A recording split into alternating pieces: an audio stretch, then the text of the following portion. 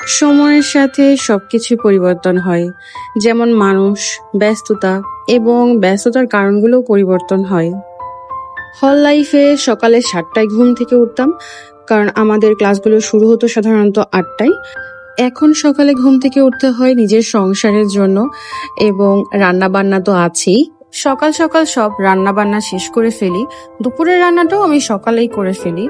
প্রতিদিন সকাল আমার অনেক বেশি ব্যস্ততায় যায়, এবং লাস্ট কিছুদিন হলে আমি খুব অসুস্থ, প্লাস সাংসারিক অনেক ব্যস্ততার কারণে নিজেকে একটুও সময় দিতে পারিনি। তাই ভাবলাম আজ একটু তাড়াতাড়ি কাজগুলো ক্লোজ করে ফেলি।